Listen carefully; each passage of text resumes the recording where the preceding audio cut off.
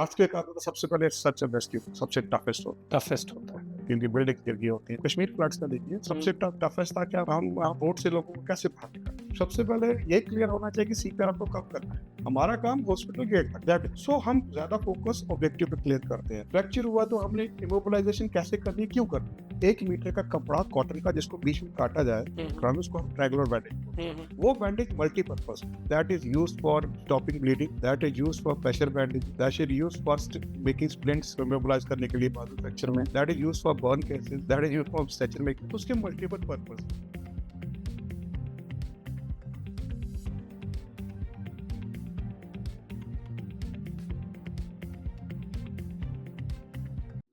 KNS के एक और पॉडकास्ट में आपका वेलकम है।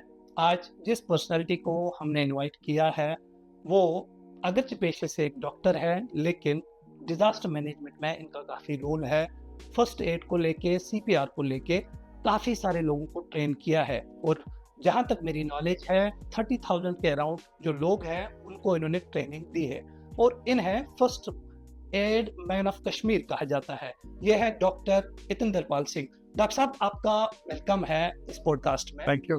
पहले बातचीत करने से पहले, शुरू करने से पहले, could you please tell me and my audience a little about your journey, जो आपकी जर्नी रही है। Thank you so much for inviting me.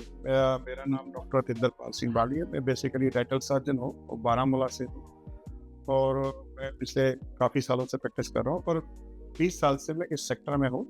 2005 के अर्थक्वेक के बाद से ये मेरा जर्नी स्टार्ट हुई है।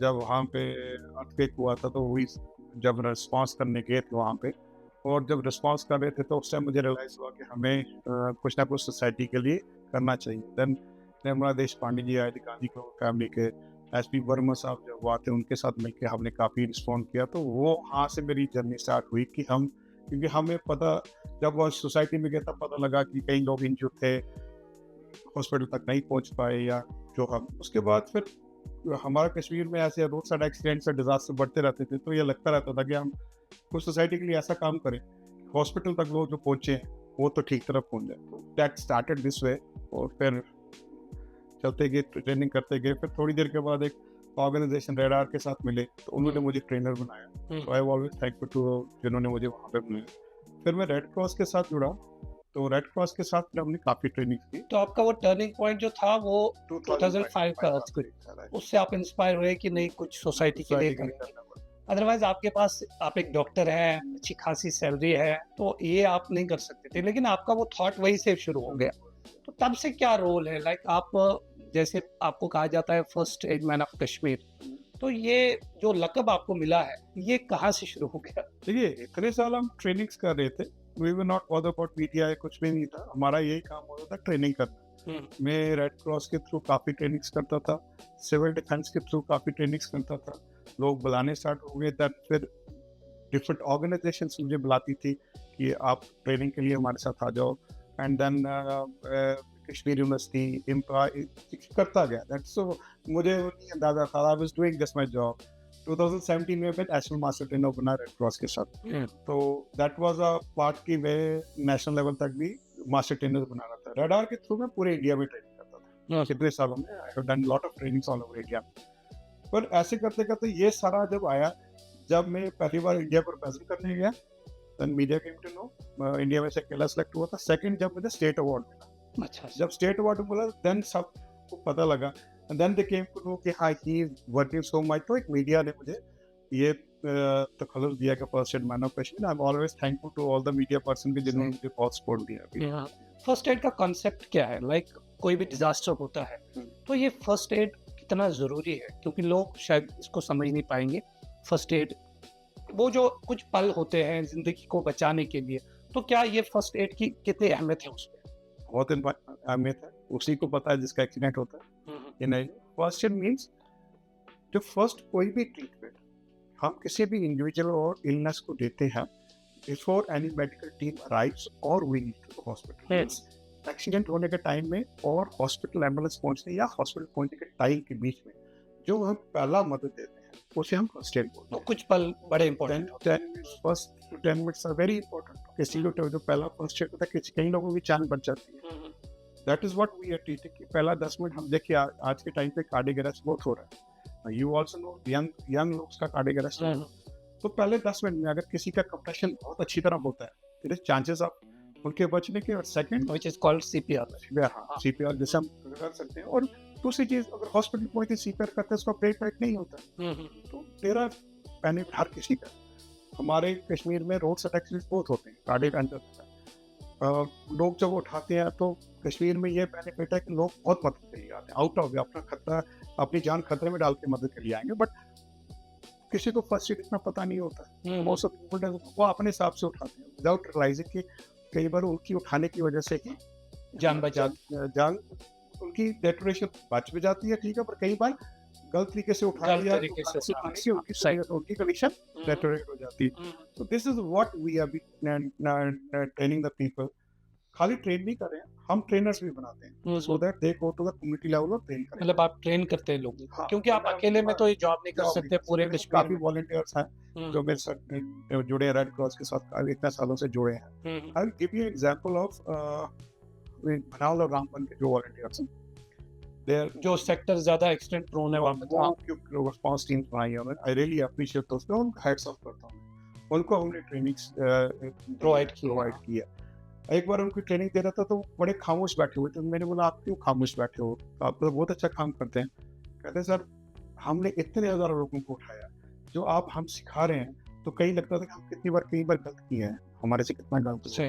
दैट्स व्हाट फर्स्ट एड की इंपॉर्टेंस होती है। उठाने में वो प्रॉब्लम जो आप उठाने में, फर्स्ट एड देने में, देखिए अभी भी हमारे गाँव में कई भी कल्चर होगा, तो सबसे पहले बोलते पानी पिलाओ। सही अनकॉन्शियस में पानी पिलाओगे तो कहाँ जाएगा। सही these are the things small होती है। कोई ऐसा मोमेंट आपको याद है जब आपने किसी की हेल्प की है और वो मोमेंट आपको आज तक याद है, जो क्रिटिकली इंजर्ड हुआ या ऐसा कुछ जिसको आपने फर्स्ट एड दिया? काफी बार ऐसा हुआ है कि सीपीआर दिया है काफी बार, और फर्स्ट एड दिया है काफी बार। कई बार ऐसा हुआ है कि जो मुझे हमेशा, जैसे एक बार मैं फ्लाइट में था और सब फ्लाइट रुकी तो जब सामान उतारते एक लेडी को बोतल गिर के दरवाजे, अच्छा जहाज में ये लैंड होने के बाद भी जब सामान उतारते हैं तो क्रिटिकल उसको ब्लीडिंग होता है, काफी बड़ा ब्लीड हो रहा था, सारे डर गए थे क्योंकि उसका ब्लीड हाथ रखा था तो पूरे चेहरे पे ब्लीड। आप भी उसी प्लेन में थे। तो when I took get back, I am the first aid trainer, मैंने एयर होस्टेस को बोला फर्स्ट एड में फ्लाइट्स में इंडिगो फर्स्ट एड बॉक्स अच्छा होता है, ग्लव्स पहने। तो जब मैंने उसकी bleeding, it took me 10 minutes to stop the, बहुत ब्लीडिंग हो रही थी। It was very satisfying for me कि जब ब्लीडिंग रुकी, पेशेंट वाज हैप्पी, सब कुछ किया, तब इधर एम्बुलेंस, वो मेडिकल टीम्स आ गई, एम्बुलेंस आ गई, दे टुक टू हॉस्पिटल। ये बड़ा अच्छा मेरे लिए फील होता है। ऐसे बार मैंने काफी बार दिया। ये एक ऐसा मोमेंट है जो आपको हमेशा याद रहेगा? बड़ी मोमेंट्स हैं। मैं just want to give this one example. कितने लोगों को ट्रेन कर चुके हैं आज तक आप? लाइक कोई फिगर आया था हमारे सामने अराउंड 30,000 अप एंड डाउन हो सकता है। मैं कभी कहूँ में 2 साल से आप डाटा कलेक्ट, वो तो आपका टारगेट नहीं है कि कितने को ट्रेन करना है, मेरा है कि मैक्सिमम लोगों को ट्रेन करो, रिमोट एरिया तक ट्रेन।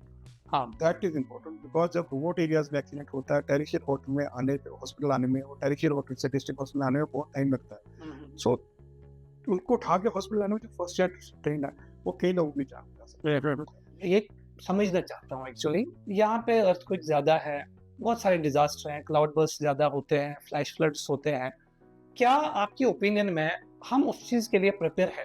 मैं वो जानना चाहता हूँ। ठीक है, देखिए हमारा डिजास्टर मैनेजमेंट अभी गवर्नमेंट कर रही है, वो बहुत अच्छा काम कर रही है, they are doing it work, ऐसा नहीं है कि नहीं कर रहा। काफी सारे डिजास्टर मैनेजमेंट प्लान्स बन रहे हैं, एंड हमारा जो डिजास्टर स्टेट का disaster is doing good job. Second, हमारा एसडीआर का डन गुड जॉब, दे हर जगह पे, पर नेशनल मीडिया की कोविड जो हमारा इसका गुलबर्ग में हुआ था, कोरोना का, they have played important, they are doing. But हमें कम्युनिटी को ग्राउंड लेवल तक ट्रेन करना, अवेयर करना, they have to be train, not aware, they have to be train. Like जैसे मैं अभी असम में हम किक रिस्पांस टीम्स बना रहे हैं, किक रिस्पांस टीम्स में हम उनको first aid, search and rescue, camp management, early warning system, ये सारी चीज़ें सिखाते हैं, so that before any disaster आता है तो अपने गांव के लोग ट्रेन हो कि हमें क्या करना है, first aid, search and rescue कैसे करना है, फर्स्ट एड कैसे करना है, लोगों को कैंप में कैसे रखना है, या अर्ली वार्निंग सिस्टम बहुत इंपॉर्टेंट आज के जैसे सबको पता होता है, दे शुड बी अवेयर का अर्ली वार्निंग सिस्टम आ रहा है कि हमें फ्लड आना, हमें क्या प्रिकॉशन लेनी है, that need to be reached. School level पे अगर बच्चों को समझाया जाए तो क्या ये एक सजेशन हो सकती है आपकी? हाँ डेफिनेटली स्कूल में किसी कंपलसरी आजकल disaster management plans, government is doing this now, they started कि हर स्कूल का एक अपना डिजास्टर मैनेजमेंट प्लान है। अभी स्कूल्स में ट्रेनिंग स्टार्ट्स हो गई है कि थोड़ा डिजास्टर की ट्रेनिंग है, मेक आपकी फर्स्ट एड की ट्रेनिंग है, government is also doing it, first aid की ट्रेनिंग है। तो अभी वो हर स्कूल में कंपलसरी, अभी सारे तो नहीं होगा but started it school safety जिसको बोलते हैं डिजास्टर मैनेजमेंट प्लान हर स्कूल में रेडी। आप सीएम साहब से मिले हैं तो कोई आपने सजेशन दिया हो? नहीं, उनको सिर्फ मैं यही दिया कि हम ग्राउंड तक कैसे जा सकते हैं, I am very thankful to CM sir कि he is willing to do that कि अपनी सोसाइटी के लिए कुछ कर सकते हैं। अगर खुदा ना खास्ता कोई डिजास्टर आता है कल को, वो 3 चीजें जो है जो सब फैमिलीज को पता होना चाहिए डिजास्टर के टाइम क्या करना चाहिए, वो क्या हो सकती है? सबसे पहले आता जैसे हम डिजास्टर जब सिखाते हैं ना, डिजास्टर में impact city level, state level, city level, district level, village level and home level. तो हर घर में एक डिजास्टर मैनेजमेंट का, जैसे आपके अर्थक्वेक आ रहा, कुछ आ रहा था, इमरजेंसी जैसे फ्लड आ गया तो इमरजेंसी किट है, उसमें सारा सामान है कि कहाँ जाना है। घर वालों को जैसे अर्थक्वेक आता है पता होना चाहिए कि हमको कहाँ पे छुपना है, कहाँ पे हाइड होना है, जैसे होना चाहिए। सेकंड, अर्ली वार्निंग सिस्टम में everybody should be aware about it, क्योंकि आजकल फोन है, अर्ली वार्निंग सिस्टम में हर कोई फैमिली अवेयर होना चाहिए। एंड देन फर्स्ट एड में मैं बोलता हूँ पर्सन सर्च करने एटलीस्ट एक बंदा हर घर में ट्रेन होना चाहिए। अच्छा, ट्रेन होना चाहिए। वो कैसे होगा, वो कौन करे? It is a long time, even international organisation या हमारे रेड क्रॉस या सिविल डिफेंस का भी मिशन है कि इस लेवल तक चला जाए कि हर बंदा, टफ है बट पॉसिबल तो कर सकते हैं, बट देखते हैं कैसे। कौन सा डिजास्टर जो ऑपरेशन चलता है कौन सा चैलेंजिंग है जो आपने आज तक देखा हो, या कभी भी ऐसी सिचुएशन जब आती? 2000 मैंने नेपाल अर्थक्वेक में गया हूँ रिस्पॉन्ड करने के लिए, I think toughest of my life sir. उसमें जब स्टार्टिंग में गया था तो जो सिचुएशन मैंने देखी थी it was not so easy to, जो मैंने फर्स्ट रिस्पॉन्ड वुमेन हेल्थ में मैं गया था काम करने के लिए वहाँ पे। तो चैलेंजिंग सबसे पहले तो होता है कि जब भगवान अगर जैसे श्रीनगर में फ्लड आया था, रेस्क्यू सबसे जब अर्थक्वेक आता था सबसे पहले सच रेस्क्यू सबसे टफेस्ट होता है क्योंकि बिल्डिंग गिर गई होती है। जैसे आप कश्मीर फ्लड्स में देखिए सबसे टफेस्ट था क्या हम वो बोट से लोगों को कैसे बाहर निकालें, that was such a rescue था, वो most toughest। सेकंड होता है कि कैंप मैनेजमेंट, लोगों को कहाँ रखा जाए, कैसे रखा जाए, कैसे उनको फोन किया जाए, बहुत चैलेंजिंग सबसे जब होता है। देन रिहैबिलिटेशन, दोबारा वापस करो कैसा लाना, लॉन्ग टर्म होता है। But search and rescue, first aid, and then camps में सोसाइटी को कैसे रखा जाता है, कैसे डिजीज से ठीक किया जाता है, कैसे उनको डिस्ट्रीब्यूशन किया जाता है, वो बहुत चैलेंजिंग होता है। ऑपरेशन सिंदूर में भी आपने पार्टिसिपेट किया था, वो कितना चैलेंजिंग था जब वहाँ से गोलाबारी हो रही थी और फिर आप रेस्क्यू कर रहे थे या फर्स्ट एड पहुँचा रहे थे लोगों को, तो कितना मुश्किल था वो आपके लिए? एक टाइम का था जब हम उस दिन एक दिन जब फायरिंग उड़ी गए थे, कुछ रेस्क्यू करने गए, वेरी स्केरी था। हम जल्दी वापस आए तो उस टाइम फायरिंग स्टार्ट हो गई थी, बट गुड थिंग थी कि सारे लोग बारामूला में उस टाइम शिफ्ट करते, कुछ लोगों को हमने शिफ्ट करवाया था। सेकंड ये तो हम सिविल डिफेंस के थ्रू कर रहे थे। देन बारामूला में तीन कैंप्स लगे थे, तो मैं डिवीजन वार्डन पर एक्टिंग चीफ वार्डन कर रहा था, तो मैं एडमिनिस्ट्रेशन के साथ अपने सारे वॉलंटियर्स को कैंप्स में डिब्यूट करता था कि सो that they can help the administration in food distribution, उनके और भी जो प्रॉब्लम्स।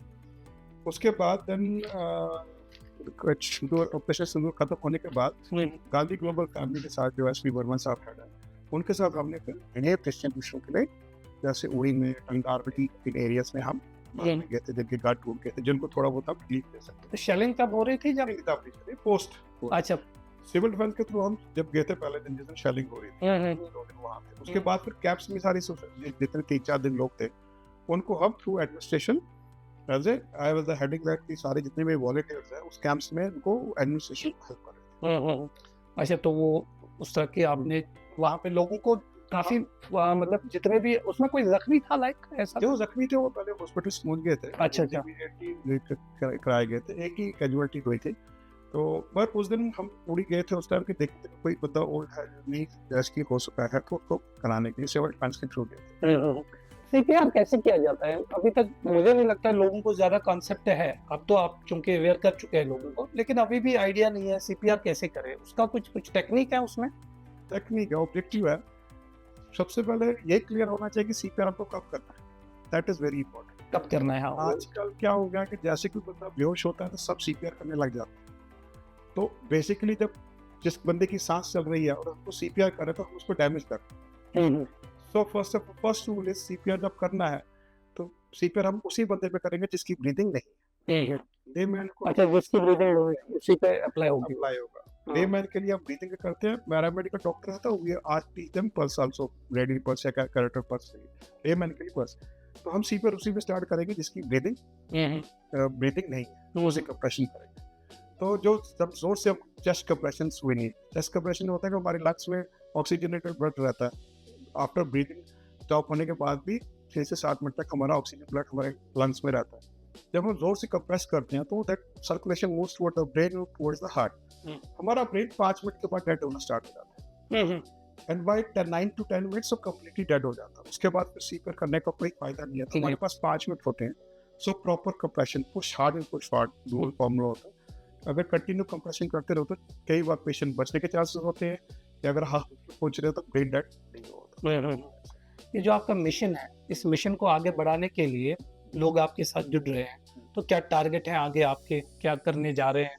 सही टारगेट है कि एक हर घर में कोई बंदा ट्रेन हो जाए, दैट इज अ टारगेट। पर देखते हैं कहाँ तक पहुंचते हैं। बट मुश्किल टास्क है वो, मगर आप घर में ट्रेन करना एक बंदे। मैं अकेला तो नहीं कर सकता हूँ, बट अभी जैसे रेड क्रॉस और civil through lot of trainers बनाते हैं, वो अपने अपने जोन्स में they can train the people. तो ये तो दैट इज ऑब्जेक्टिव। अभी रेड क्रॉस हो गया या सिविल डिफेंस हो गया, हम उसको लोगों को ट्रेन करते हैं, ट्रेनर्स बनाते हैं। मैं नेशनल मास्टर ट्रेनर हूँ रेड क्रॉस का इंडिया में। My job is to make master trainers all over India. मैं पिछले 10 साल से ये कर रहा हूँ। पर ऐसे भी हम कश्मीर में मैंने पहले काफ़ी ट्रेनर्स बनाए, अभी भी मिशन है। मेरे तो काफ़ी वॉलंटियर जुड़े हुए हैं जो हमारे साथ ट्रेनर बने हुए हैं। आपका जो प्रोफेशन है, आप यहाँ से मास्टर ट्रेनर है, वहाँ से आप डेंटिस्ट है, तो टाइम किस तरह दे पाते हैं दोनों चीजों? यस, क्लिनिक थोड़ी अफेक्टेड होती है। क्लिनिक मेरी पूरी चलती है बारामूला में। I have doctors, I have assistant staff पूरा है, ऑन कॉल 3 डॉक्टर्स होते हैं। मैं भी बैठता हूँ, पर मैं हफ्ते में 1 दिन ट्रेनिंग्स के लिए देता हूँ। दैट्स माय जॉब होता है। और सम टाइम जब ट्रैवल करता हूँ, जैसे बाहर जाना, तो उस टाइम डॉक्टर्स तो होते हैं, पर 1 दिन में अपना रखा हुआ है कि आपका वैसे कोऑर्डिनेशन होता है, आप गवर्नमेंट, क्योंकि आप बाहर भी जाते हैं ना हर किसी स्टेट में, जी तो ये आपको बुलावा आता है हाँ, या आप?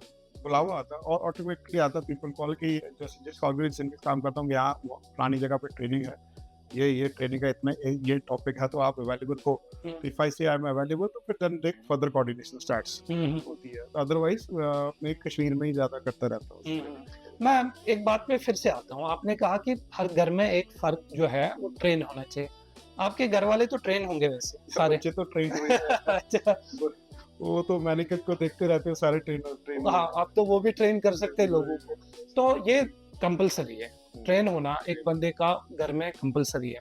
तो वो ट्रेनिंग लेना उनके लिए मुश्किल है, आप भी कैसे ट्रेन कर पाओगे? गवर्नमेंट सतह पे फिर से मैं आ रहा हूँ कि वो अवेयरनेस, वो कुछ काम करने की जरूरत है उस पर। गवर्नमेंट इसमें कैसे कर सकती है? मैं आपकी सजेशन हमारा डिजास्टर मैनेजमेंट सेल है, they can do it very well. हमारा एसडीआरएफ जो है, सिविल डिफेंस, ये जैसे स्कूल्स में करते हैं, अभी भी कर रहे हैं, अब हम उनके साथ मिलकर कर रहे हैं, तो वो एक करते हैं, प्रोग्राम करते हैं। रेड क्रॉस है जिसके सर्टिफाइड वैलिड होता है, रेड क्रॉस जाके स्कूल में करते हैं, सोसाइटी में करते हैं, कम्युनिटी करते हैं, and there are many other organisation जो फर्स्ट एड में काम कर रहे हैं। मगर डॉक्टर साहब, मैं जब देखता हूँ ना, जब कोई डिजास्टर होता है तो वो देखने को मिलता ही नहीं है। कोई वॉलंटियरली कोई बंदा आता है, भाई मेरे को सब कुछ आता है, फर्स्ट एड मुझे पता है।